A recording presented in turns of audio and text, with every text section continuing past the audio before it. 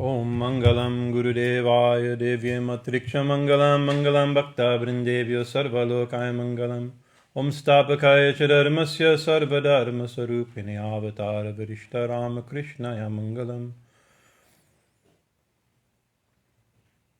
Om Guru Brahma Guru Vishnu Guru Devo Maheshwara Guru Devo Param Brahman Tasmai Shri Guruve Namaha Om Sarashiva Samarambam Shankarachara Madhyamam Ashmarachara Prayantam Vande Gurum Param Om Bhadrakali Namo Nityam Saraswati Namo Namaha Vera Viranga Veranta Vijastana Evacha Sri Ganesha Sharada Guru Pyo Namaha Hari Om Jai Ma. So continuing our discussion on the Kali Sahasranāma, the 1,000 names of the Divine Mother, the 1,000 names of she who is known by a list of 1,000 names of she who is known by unlimited names, millions and millions, unlimited names. Jai Ma, Jai Ma. Amazing, if you want. Jai Ma. Give her.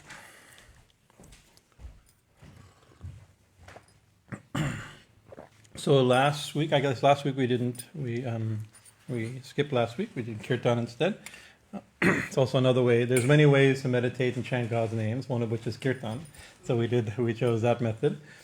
Today we're doing a discussion of the parayana method, a recitation of lists of names. So, but 2 weeks ago we finished verse 33, and so the Kali Sahasranāma. It's done in verses, each verse that fits the normal kind of verse meter, sloka meter. But within that verse, there could be one name, there could be 20 names, along with they meet the verse. So what I gave you here, what you have in the thing is the verse we finished last week, verse 33, and then we'll start verse 34 today. You can see it's one verse, but within that verse, there's 1, 2, 3, 4, 5, 6, 7, 8, 9. There's 9 names, I think. 9 or 10 names in one verse, right? So sometimes only 2 names in one verse. So this is how they're split. So the one we did last week, Sunanda Nandani Stutya Stavaniya Swabhavani Rankani Bhankani Chitra Vichitra Chitra Rupini. Sunanda, Nandini, Stutya, Stavaniya, Subhavani, Rankani, Bankani, Chitra, Vichitra, Chitrarupini. I'm backing up a little bit only because there's a little detail from one of these names, Bankani, that we didn't flesh out. And one of our devotees, Dipro, had pointed out to me, he says, there's a form of Kali called Bankani. And I interpreted Rankini. I interpreted Rankini and Bankini as these shaktis that are part of the chakras and the mandalas around the Devi, and I gave a kind of a tantric interpretation. But there's also a folk deity called Rankini Devi. Where is it here? And it's believed it's in let's see, in Jharkhand, which is Jharkhand, I believe, is actually quite of a tribal type of area. It's believed that she is a physical incarnation of Kali. A stone came there, and she's worshipped in the stone form, right?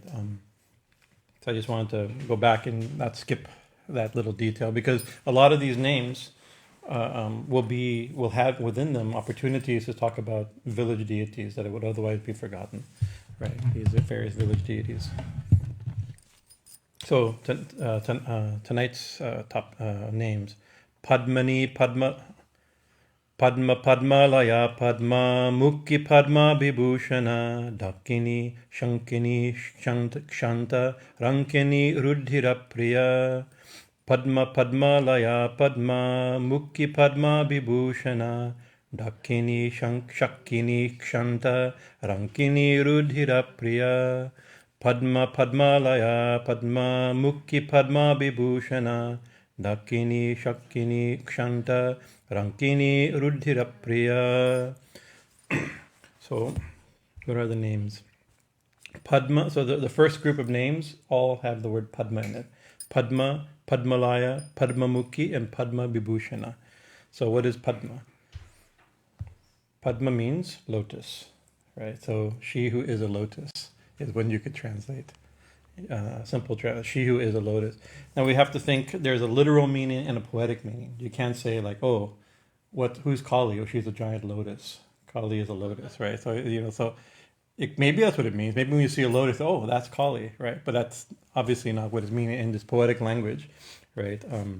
Whenever especially in Sanskrit poetics, and there's a lot of mystical and symbolic and poetic language, right? There's a literal meaning, there's an implied meaning, there's an indirect meaning, there's what it symbolizes, right? There's an illusion, right? I like this. And there's also an inner sense or gist, right? And so generally when we're interpreting, we often, unless there's a real good reason to give one of the other primary meanings, we usually try to find an inner meaning like this, right? So by saying she's a lotus, right? Or it could be also be, there's like in the Ganesha Sahasranāma, he holds a gada, he holds a club, right? And so one of the names is Gada. Om Gadaye Namaha, one of the names for Ganesha. So it doesn't mean he's a Gada, it means he who's the one who holds a Gada so the Gada itself is one of his forms like this, right? So it could be that one of the things, and there are forms of Kali, there's a form by the bell there called Raksha Kali, a very rare form that Ramakrishna said must be worshipped during times of emergency, like actually specifically Mahamari, during epidemics. During pandemics, this form should be worshipped. That's why this was painted by Haley Goswami, right? And her Dhyan mantra is given in Tantra Sada. It's very rare. I've never seen. We've read that in the Gospel, Sri Ramakrishna, that Raksha Kali should be worshipped during times of floods and earthquakes and war and pandemics, right? Mahamaris, right? But we never knew what she looked like. So Haley Goswami, he did research and found and painted based upon the Dhyan mantra, right? And there she holds a blue lotus, one of her things. So our Kali here does not holds a sword, a severed head, and she holds a Abhaya Mudra and Vara Mudra, right? But there are forms of Kali that hold a lotus. So it could be, Padma could be the one who holds a lotus, right?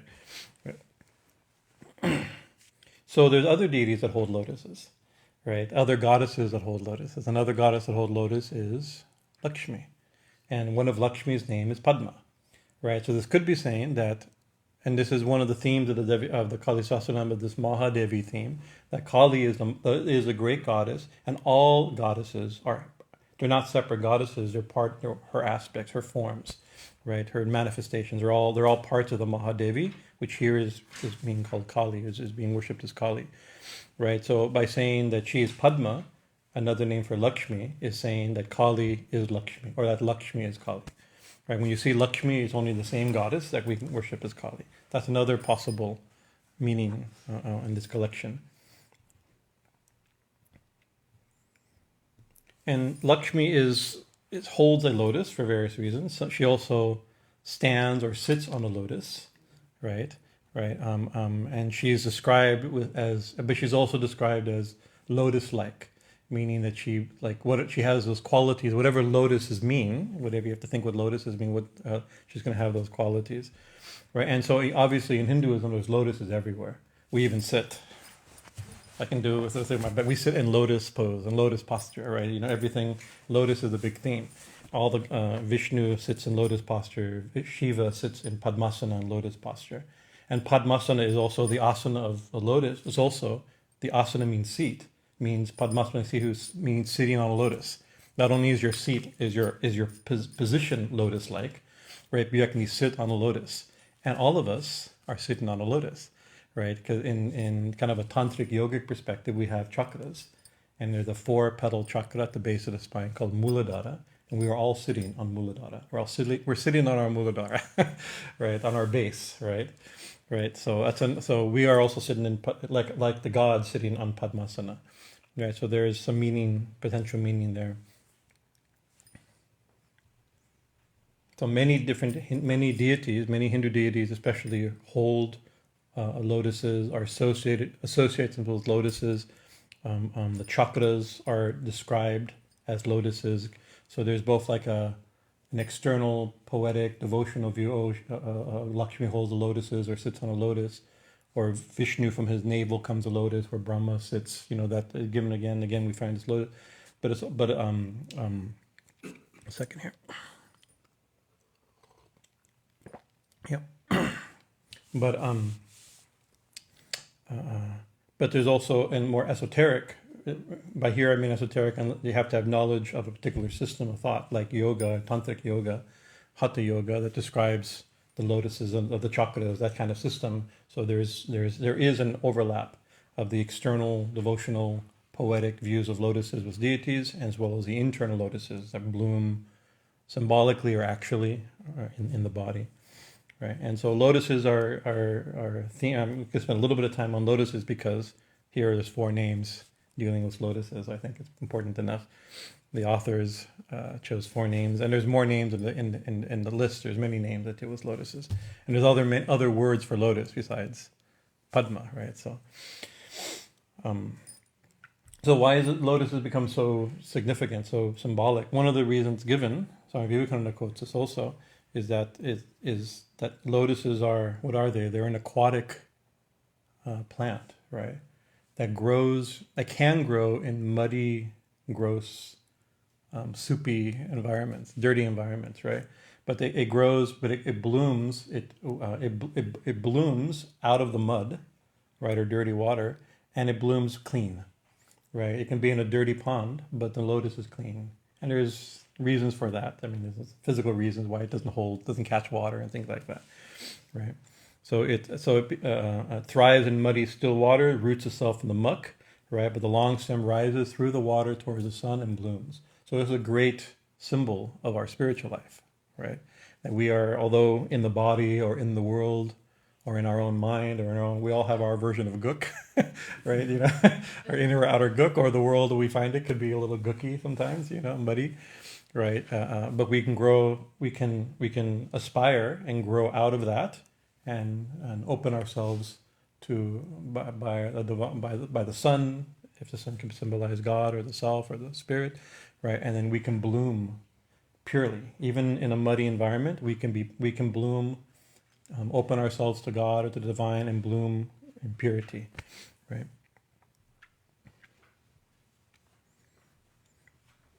So lotus petals have a special. Actually, we only talk lotus symbolically because we never see a lotus in this country, right? But now, to the glory of FedEx, right? And there's companies that have special licenses to send lotuses to America. So we have some families that bring and order lotuses. And so one time, did you see during, when was it?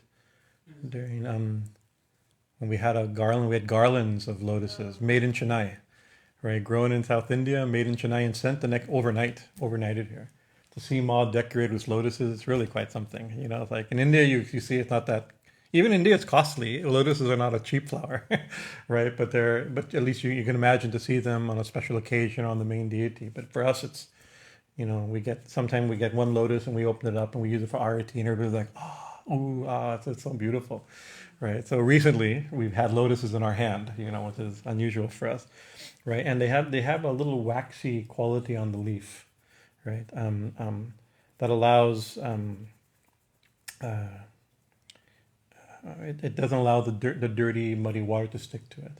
So this is a very, I think, spiritually significant. We're told to be like, my guru used to say, be like a boat in the water, right? That the water the boat's in the water, but the water's not in the boat. And then he said, or he said, be like a lotus in the water. The lotus comes out of the mud, but in the water, but it doesn't get wet. Like that. So he says how to live in this world. It's a nice thing.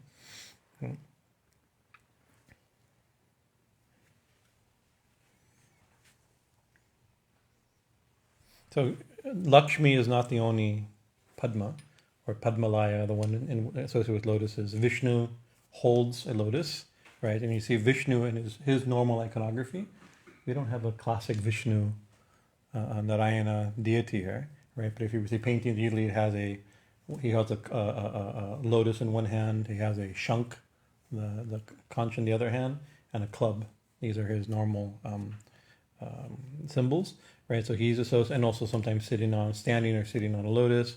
Ganesha sits on a lotus. Shiva sits on a lotus. Durga is seen to sit on a lotus. Kali here sits on a lotus. Saraswati sits on a lotus. Right? Even if you see our Radha Krishna, on some years ago on Radhashtami, on Radha's birthday, one friend, Umesh, came from Europe, from England. He brought this beautiful throne. So now they're sitting on a blooming lotus. How beautiful, right? And actually, Dakshineshwar, we have this picture doesn't show, but Ma Bhavatrini in Dakshineshwar, she sits on a silver lotus. It's really quite exquisite to see the silver, beautiful lotus. She sits on actually, even Kali here, you can't, because it's not round. If you look at the Shiva lies underneath Kali, and if you see that white base, you see those like petals. So it's symbolically, even though it's not round, Ma and Shiva are inside of a lotus. And if you were to see it from above, it'd be yellow. It'd be the inner, what's the inside of a flower? I forget what the word is. It's petals and there's something inside. I'm forgetting just now the word, isn't it? Same, maybe like, but it's all yellow. It's painted yellow and black dots, like the inside of a lotus, right? Pit? Something like this. Not pit, but maybe something. But and it was so that you can't see, but actually Ma, we meditate. So here, Ma is on a lotus. So that makes sense. She's Padma. Here, right here on Kali Mandir, she's Padma. She's padmā-layā. Ma, Jai Ma, Jai Ma.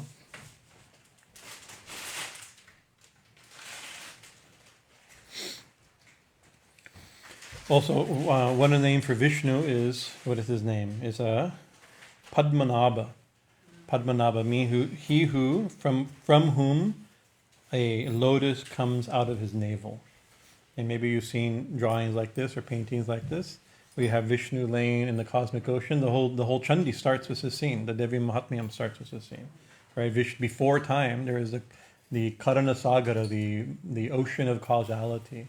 Before manifestation, only Vishnu's, the Supreme Lord, is just lost in contemplate and lost in sleep, called Yoga Nidra. And from his navel comes springs a lotus, and a blooming lotus, and on top of that lotus, within that lotus is Brahma, with 4 heads, right? And so he's the creator deity, right? So he looks, and with his 5 heads at that time, and he sees only darkness, right? And so the story goes, and he goes, what do I do? And so he hears tapa, tapa, tapa. He hears reverberating, because the creation. Even he's created out of austerity. The Vishnu, the meditation of Lord's meditation creates him. So he hears tapa. So he decides, okay, I have to meditate. So he closes his eyes and goes deep within. It's not that hard when there's nothing, right? We close our eyes and we think of everything that's agitating our mind, right? But there was nothing yet. He is the creator of everything and there's nothing yet. So it only took a couple billion years for him to do this meditation before time and space. And he goes deep symbolically, so the story goes into that lotus, down that stem, right, to Vishnu.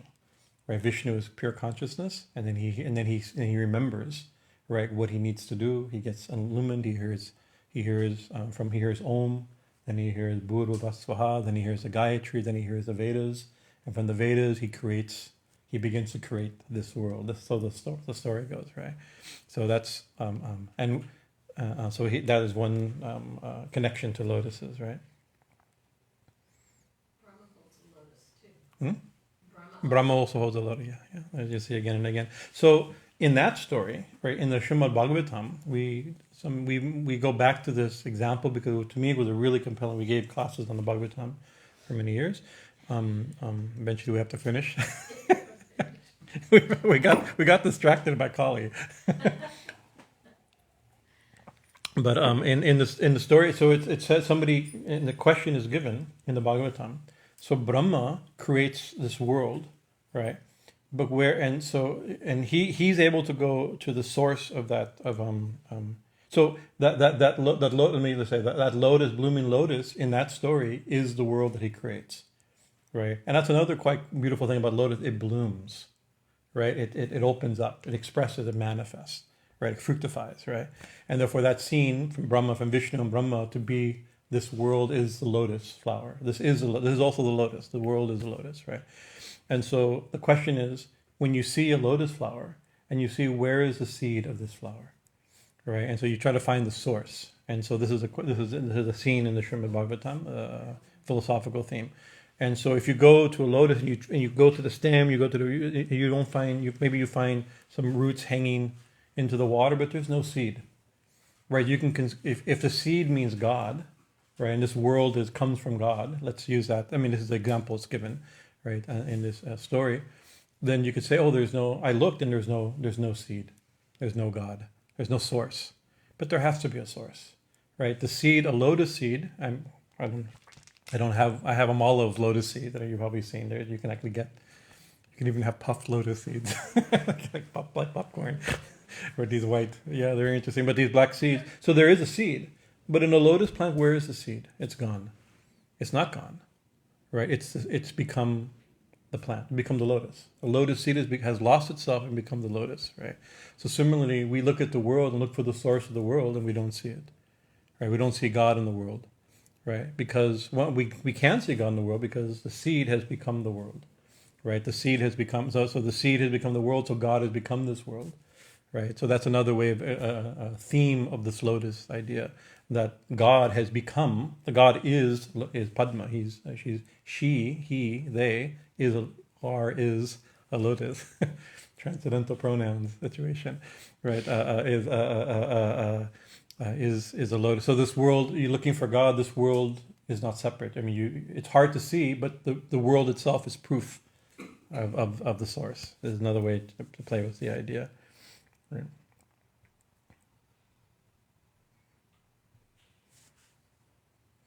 So in yoga and the like, it's a lotus has been used to symbolize also spiritual realization, right? And the blooming forth, the opening up of our inner potential. You can see it's a perfect symbol for that, right? Any flower can be used like a blooming rose. You could do like that. Maybe like with our Lady Guadalupe theme that we were discussing. Then the roses become the flower of choice, right? So any flower could be used, but a lotus has a lot of power, right? And then in Tantra and Yoga, again, it symbolizes the potential for an individual, a yogi or a sadhak, to harness a flow of energy moving through the chakras, also described as wheels. Chakra means wheels, but sometimes described as padmas, as lotuses, right? And eventually flowering in 1,000-petal lotus with supreme illumination at the top of the head, right? So Padma Padma is all these things. This name Padma, right, is Lakshmi, is she who holds the flower, is this world that's expressed itself. Can be the inner, great symbol. She is our awakening, our potential for awakening, our aspiration, our nature, like that. And then also lotuses are common in yantras. In the above Ma, there is that Sri Chakra on the dome. You see that dome, and also we have Kali Yantra here and a Sri Yantra there, right? That's a very common thing. So you'll see usually the outer part, there'll be 8 lotuses, 8 petals, or 16 petals, or 32 petals, or 64 petals, 4 petals. Each chakra has, in our chakras, is conceptualized like a yantra. The Muladhara chakra is a 4-petaled lotus with a square inside of it, with a particular deity. Then there's a 6-petal lotus, and a 10-petal lotus, and a 12-petal lotus, and a 16-petal lotus, and a 2-petal lotus. Right? So every yantra is also, and a yantra, we have the idea of the one reality manifesting. The yantra can be seen. One of the ways to understand yantras is the one manifesting as the many, right? So that inner triangle, the dot becomes a triangle, becomes all the different shapes, all pointing out, right? So it's the expression, the energy is moving out, and then finally to the petals where it's blooming again as this world, as our psychology, as our emotions, as the world we see. Different symbols can be given to the yantra, right? So we can say, by saying, padma-layā padma-mukhī padma-vibhūṣaṇā, Padma. So it could be real simple that Kali, one of Kali's name here, she who is a lotus, Padma. She who is Padma. Right. So that means Kali is Lakshmi. Right. That's a simple meaning, right? And the one who is known as Padma is Lakshmi. or Lakshmi is Kali, right? And if the Padma means the world, right, Kali is the world. That's another way of thinking. If this world is the blooming lotus, then Kali is this world, right? Whereas the seed of this world is in the world itself, right? If the lotus means that which blooms and opens up, Kali is bloomingness, is that Shakti that awakens, right? The power to bloom, the blooming power, right? If the lotus means purity, remember, because she comes out, this beautiful white flower, pink flower comes out of mud and does not get dirty, right? That means, so you could be saying that Kali is purity, or Kali is pure, right? But actually we like to say, like calling Kali pure, she is the thing itself, right? Not just a thing that has a quality of purity. She is purity itself, right? Right. If Padma means the self, right? If the lotus is a symbol of the self, right? Then Kali is the self, right? Or the self is a non-different, identical in some real sense, maybe not in every possible sense, right? Right. If also we always, what do we say? Oh, the lotus of the, my guru say, meditate on the lotus of the heart, right? Of course, you could say the lotus in the throat, but it doesn't seem right to say the lotus of the throat. In yoga, we meditate like this, right? Or meditate on two petals. You know, we don't think that, but the heart is a natural way to think of a lotus, right? You know, of lotus flower, right? So if Padma means the heart, that means, and Kali is Padma, the Kali is our heart, or Kali is in our heart, like this. It can be thought of anything like this, right? Right. So the lotus, if the lotus is the world, right? So what's the world? In Sanskrit, the term world, there's a philosophical point that I'm trying to pull everything towards, right? If the lotus is the world, right, the world is called Jagat, right? And the self is called Jiv, right? And so in the different, especially in the theological traditions of Hinduism, the different theological schools, sectarian theological schools, there is a thing is, you have to have, there's Ishvara, God, right? And then you have Jiv Jagat, the souls, us, individuals, and the world, right? So then the question is, what is the relationship between Ishvara, Jiv, and Jagat, right? In Advaita Vedanta, there's only Brahman. Jiv, Jagat, and Ishvara are actually just manifestations or misreadings or partial. I mean, I don't want to anything. In one sentence, I'm going to realize that everything I say is not going to be correct, right? But others, some schools will say no. The Jiv, that Ishvara is a real being. There is a God, right? And there is the world, and there is us, individual beings, and they're all separate. They're connected. One's dependent. They're all dependent on Ishvara, but they're not identical. Others say no, they're identical in some sense, but not identical in every sense, right? Like sun, an example. The Vaishnava will use this type of example, like sun and sunlight. Sun and sunlight are the same, but they're not exactly the same. When you say, oh, open the window, let the sun in the house, let the sun in the room. If the sun was in the room, we'd all die within seconds, right? Right? But the sunlight is the sun, but not exactly the sun, right? So sunlight is not, so there you could say like, oh, it's, so if the lotus is the world, and the lotus means Jagat, and if the lotus is Jiva, the individual, us, right? And the lotus is God, right? Then that's so interesting. Even this one name, we can actually think there's some hidden philosophical concepts in this cluster of names, right? That means Jiv, Jagat, and Ishvara, right? The individual, the world, and God, they're all in a certain sense the same, but not in every sense. Perhaps not in every sense, but this is a big making it. This is and this is I think I'm justified. I'm just. You take a word and just vamp on it, like we're doing. We're meditating on the word, right? But this is from a tantric text that has behind it this particular philosophy, parinamavad and things like that, a tantric philosophy that that the Divine Mother, the Shakti, has become Jiv and Jagat, right? As Ishvara, Jiv, and Jagat. Shakti is Ishvara, Jiv, and Jagat, right? So, like this. So then the next name. So Padma, padmā-layā, right? So let's just see, Padma, lotus, and Alaya, padma-layā is how the words are connected, right? Right. Alaya. So interesting. All the different meanings can have some subtle flavors, right? There's padma-layā could be attachment, clinging, desire, right? But usually it means like place or dwelling or abode. That's a common meaning for it, right? Or one's home, right? Like our guru, our Param Guru's ashram is Yogalaya, right? A place, a home, a place of yoga, right? Handiya Baba Yogalaya, Yoga Alaya, right? So alaya can refer to like the core ground, right? Or the abode, right? The abode in which all manifestation takes place. You get some philosophical points, right? So therefore, a possible meaning of padmā-layā, and this is the common meaning, the most obvious meaning, is she who resides in a lotus. So you can see here at Kali Mandir is symbolized in our image. Sorry, I'm pointing with our left hand. I guess it's Kali. It's all right, right? She exists within. She's on a lotus. She's Yogalaya, Padmā-layā, right?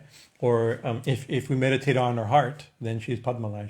She exists within the lotus of the heart, right? If she refers to Lakshmi or to Saraswati or to Ganesha or Vishnu, if Padma, that means that Vishnu, Lakshmi, they're all within lotuses, right? It's a very common thing.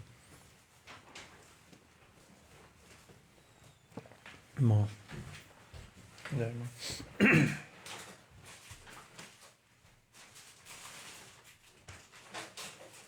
So Padmā-layā, the most common deity, is like Padma is a name for Lakshmi, Padmā-layā or Kamala-layā. Kamala is another name for lotus, is also a name for Lakshmi. Kamala, there's a famous mantra, Kamale Kamala-layā, Prasida Prasida, right? That's one of a beautiful Lakshmi mantra, or Kamala mantra, right? She who exists, the one who is a lotus, who exists within a lotus. Right, Kamala Kamala-layā, Kamale Kamala-layā, right? Kamale Kamala-layā, Kamala, Kamala. There's a bunch of mantras before. I'm not supposed to chant out loud unnecessarily. So the beach mantra, so I'm not my rev up to it is not there. I think it's Kamale Kamala-layā, right? She who is a lotus, who exists within a lotus, right? So here, Padmā-layā, same thing, same setup. So this could be, and it is a reference to Lakshmi, she who is a lotus and who exists in a lotus. But take with all the things we said, that means she who is the world and he who exists in the world. That could be something also, right? And so what's Sri Ramakrishna says, what is it? The spider in its web? Urna Nabi, right? He says it's in the Vedas, and you've actually found where in the Vedas. He's quoting a Vedic idea, where Sri Ramakrishna he's talking about the Divine Mother. He says that just like a spider creates a web out of itself, right? And then it lives in that web, right? So that's actually a very profound idea, right? The web comes, so he says the Kali is just like that, right? He says Kali creates the world, and then she exists in the world. She creates a world, Padma, if Padma could mean, and then she lives in that world, Padmā-layā. Very profound. Right, she is this world and she's in this world, right? Because so she's identical with the world, but not 100% identical. She transcends it. She's more than it also. So you can say a spider is not the spider. The web is made out of the spider, right? But you couldn't say but a spider can leave the web behind, right, and still remain a spider. So there is God transcends the material manifestation, but it is in this reality, right?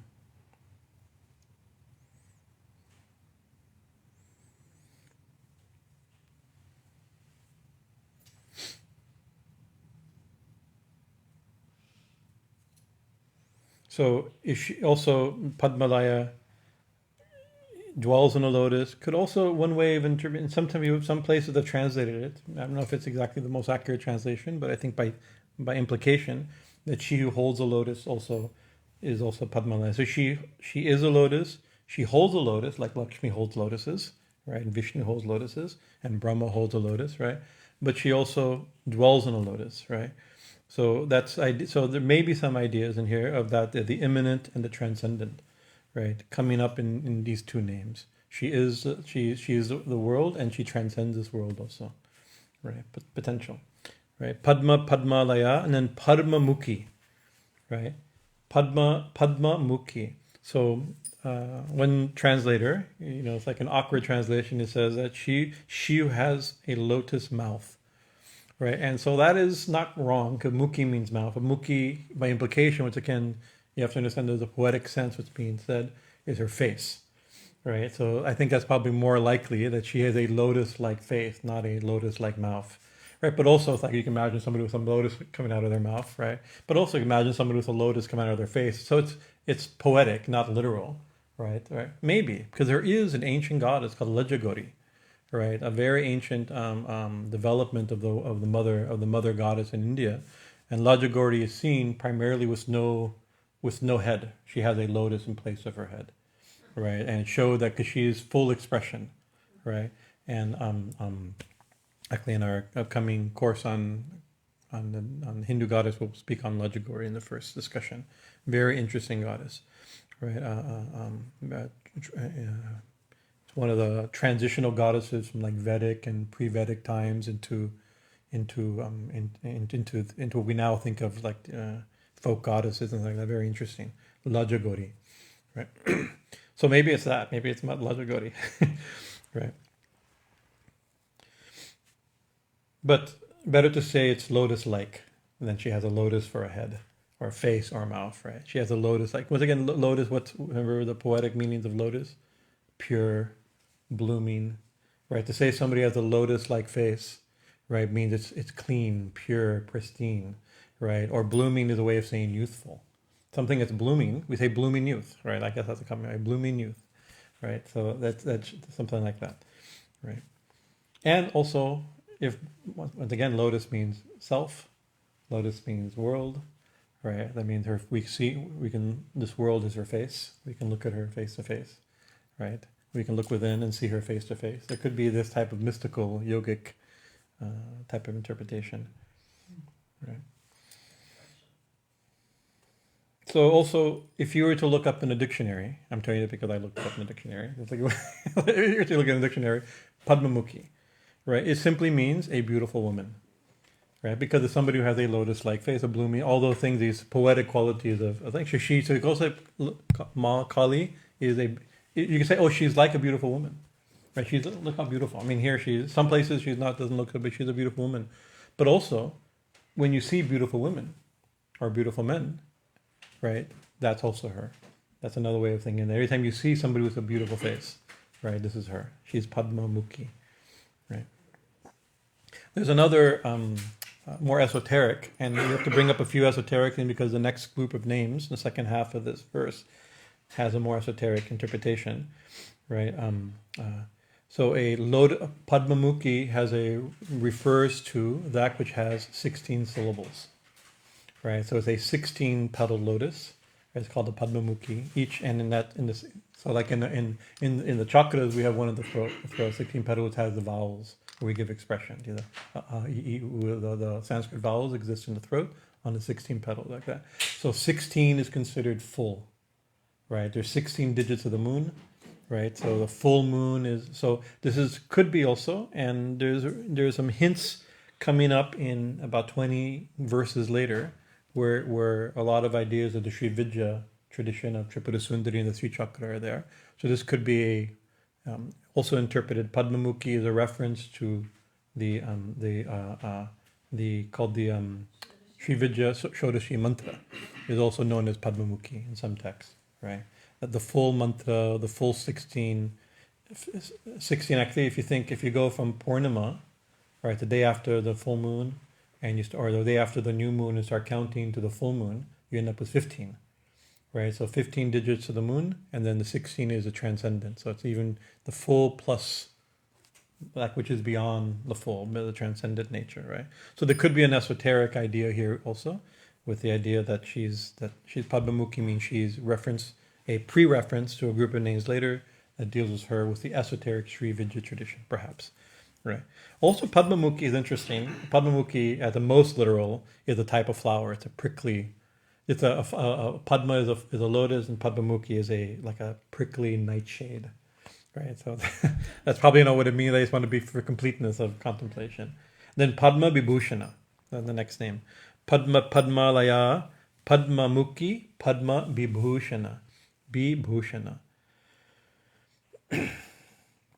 So padma-vibhūṣaṇā, what does vibhūṣaṇā mean? Vibhūṣaṇā means ornamented or decorated, right? Right. It also means splendor. Like, we get vibhuti from a similar root, right? Like in the Gita, it says the different vibhuti yoga. It says by all the different, like all these glorious things you see. I am the taste in water. I am the light of the sun. I am the amongst unmovable objects. I am the Himalayas. I am amongst. I'm a lightning. Among weapons, I'm the lightning. All these glorious qualities.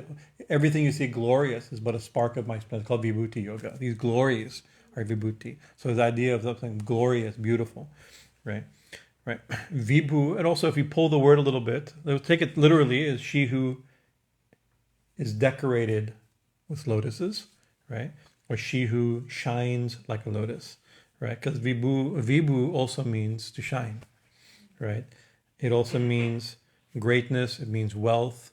It means all pervading or penetrating, right? So she penetrates like a lotus, or penetrates the lotus like this. Some ideas like this, right? So let's just take this most simple. She who's decorated with lotuses. So I told you a few weeks ago we had Maud decorated with a garland of lotuses. How awesome it was, right? Usually we see her with a garland of heads, right? Or garland, and garland of skulls, but she also wears a garland of lotuses. So this could be decorated. She's decorated by this garland of lotuses, right?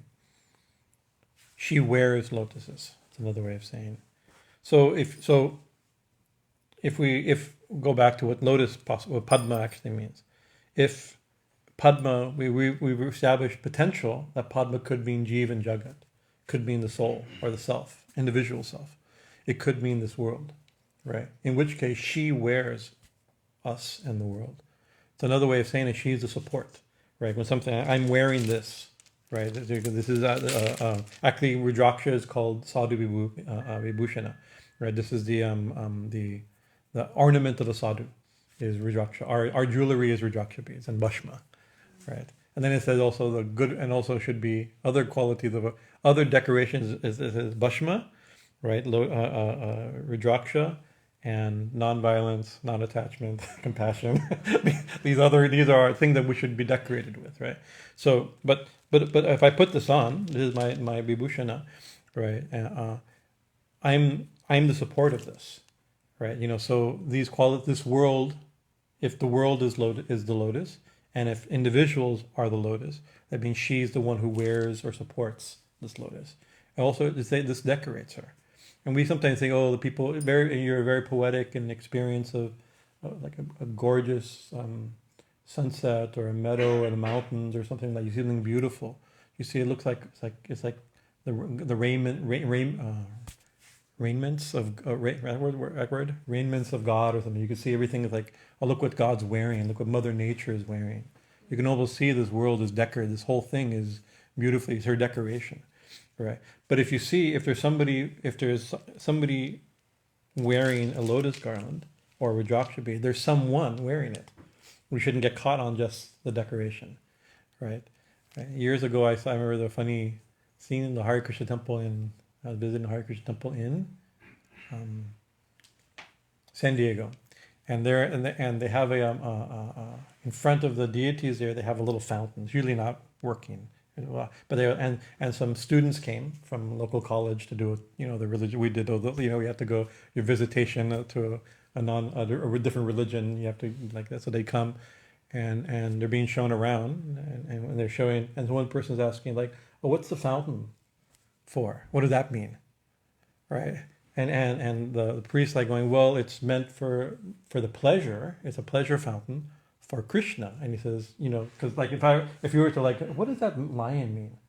Instead of looking up at Kali on the shrine, right? It's meant, it's like we shouldn't get caught up on the decoration, on something that's meant.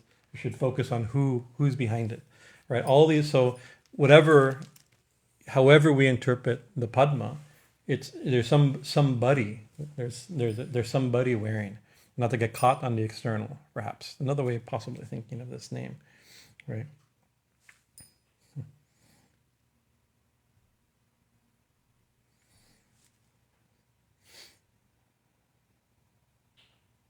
So Jeev Jagat are her decorations or her splendor, right? So again, back to this immanent and transcendent idea, right? She is a lotus, she holds a lotus, and she dwells in the lotus. That's what these names are. Padma, she is a lotus. Padmā-layā, she dwells in a lotus.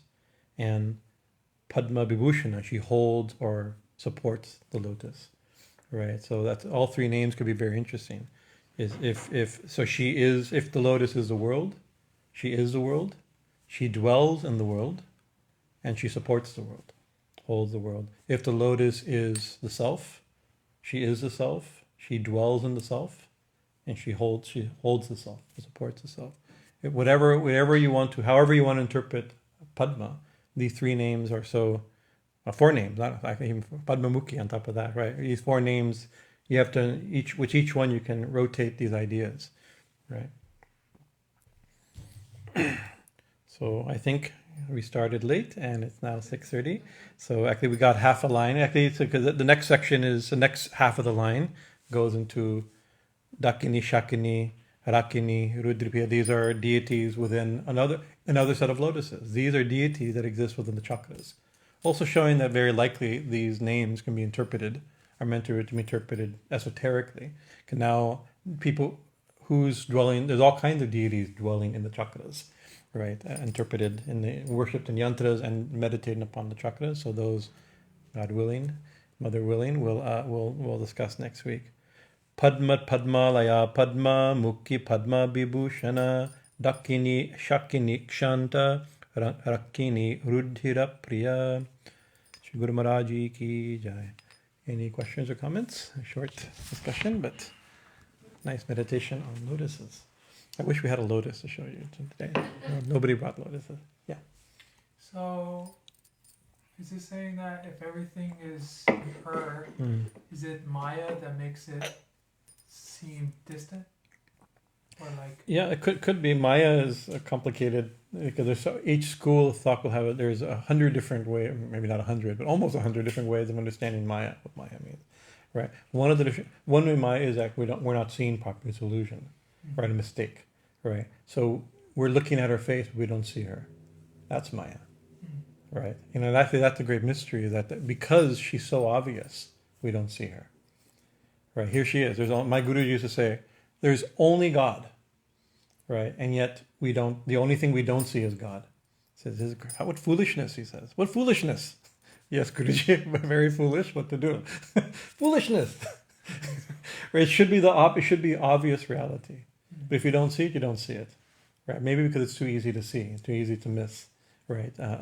So that could be, so sometimes it's something like that. But another meaning of Maya is that Maya also means something's it's energy, it's power, right? She shows herself as the world, right?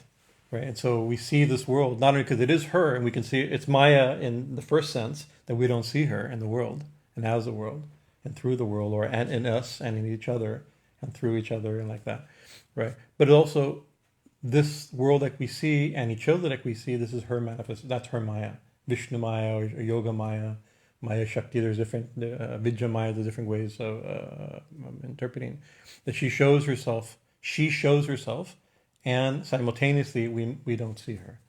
So both senses of the Maya could be interpreted this way, but it's a Maya for sure. Right? But she shows in such a way that it's so obvious that it's easy to miss. That's the problem, Yeah, it's a good question. Om. All right, thank you for your kind attention. Shri Guru Maharaj Ji ki jai, Jai Mahamayi ki jai, Swami Maharaj Ji ki jai, Ma Dakshineshwari, Pavatarani Dakshina Kālī ki jai. Hari Om. All right. And arati, can leave it on for arati.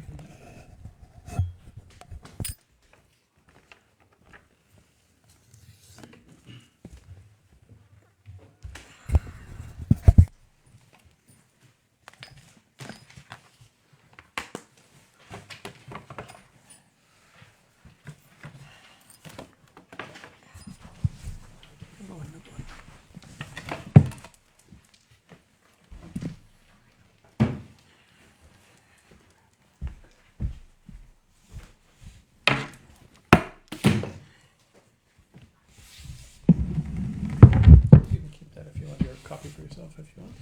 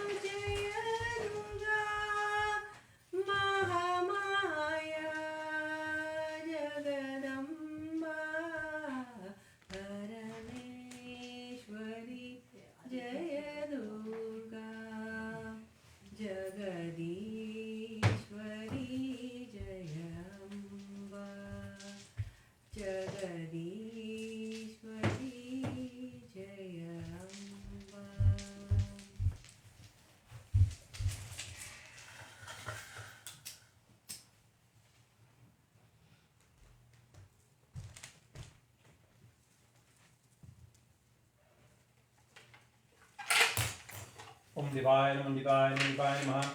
Om Hum Vang Hring Hring Hring Hring Hring Hring Hring Hring Hring Hring Iram Panchit Mahakal Pariravasahita.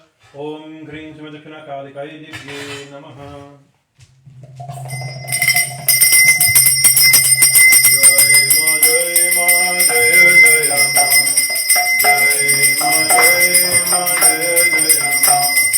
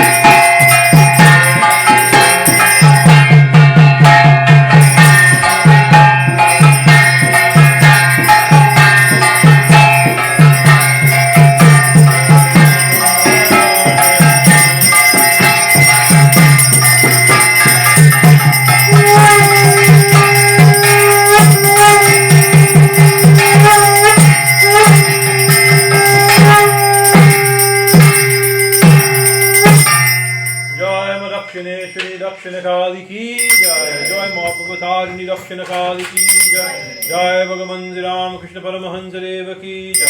जय जगन्माता श्री शारदा देवी की जय। जय युगाचार्य स्वामी विवेकानंद महाराज जी की जय। जय पूर्ण तीर्थ ऋक्किणीश्वर धाम की जय। नमः पार्वती पतये हर हर महादेव।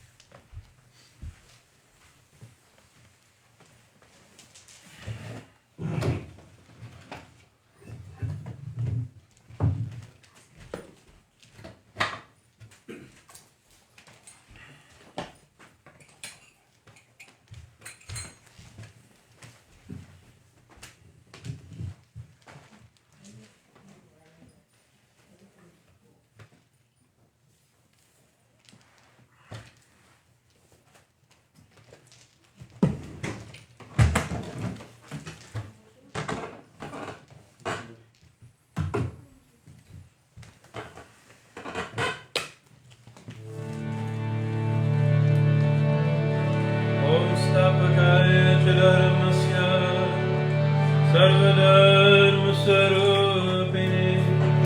अवतारवरिष्ठाय रामकृष्णाय ते। ॐ जननीं शारदां देवीं रामकृष्णं जगद्गुरुं हरपरिणेतयोस्त्रीत्वा प्रणमामि श्रीगणेश शारदाभ्यो नमः।